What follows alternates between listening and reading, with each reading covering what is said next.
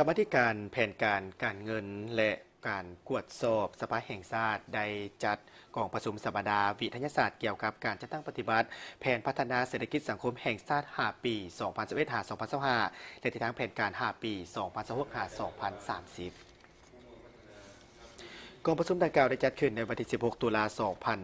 2025 ที่นครหลวงวิจารณ์โดยการเป็นประธานของทานลีเบอร์ลีปัวเป้าประธานกรรมาธิการแผนการเงินและการกวดสอบสภาแห่งชาติมีบรรดาผู้ต่างหน้าจากองค์การสากลแขกถึกเซินเข่าหว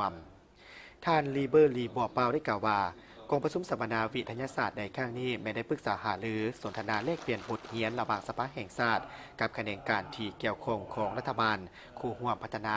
และนักลงทุนเกี่ยวกับประสิทธิภาพและประสิทธิผลของการลงทุนเพื่อเป็นการสุขยุพัฒนาและการเติบโตทางด้านเศรษฐกิจติดพันกับการจะตั้งปฏิบัติแผนพัฒนาเศรษฐกิจสังคมแห่งชาติ5ปีครั้งที่9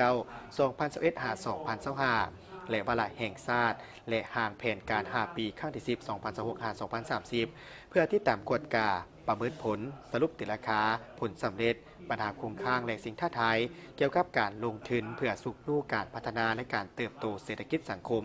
โดยติดพันกับกฎหมายและปฏิกองประชุมสภาแห่งชาติที่เกี่ยวข้องกับการลงทุนเอกชนภายในและต่างประเทศและบรรดาแหล่งทุนเพื่อการพัฒนาเน้นในการเพิ่มทวีการยกสูงความรู้ความสามารถทางด้านวิชาเฉพาะและบทเรียนประสบการณ์ตัวจริงให้แก่สมาชิกสภาแห่งชาติพนักงานที่เป็นเสนาธิการส่วนเวียกให้แก่กรรมาธิการเพื่อเป็นเสนาธิการที่ดีและรับประกันทางด้านประสิทธิภาพและประสิทธิผลของหน้าที่เวียกงานให้แก่สภาแห่งชาติและสภาประชาชนขันแขวงให้มีคุณภาพทั้งนี้ก็เพื่อเป็นการก้าวเกี่ยมความพร้อมให้แก่บรรดาเนื้อในการสรุปท้ายสมัยการจะตั้งปฏิบัติปฏิกองประชุมใหญ่ของสภาแห่งชาติเกี่ยวกับแผนพัฒนาเศรษฐกิจสังคมแห่งชาติ5ปีครั้งที่9 2021-2025และวาระแห่งชาติและห่างแผนการ5ปีครั้งที่10 2026-2030เพื่อก้าวเกี่ยมเนื้อในประกอบใส่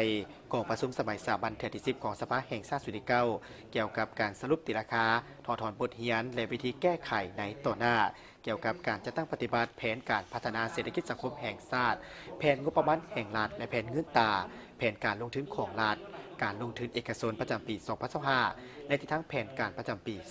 2026เพื่อญาติแยงเอาบทเรียนและประสบการณ์จากเสี่ยวซานคู่ร่วมพัฒนานักลงทุนภายในและต่างประเทศในการก้าวเกี่ยมเนื้อใน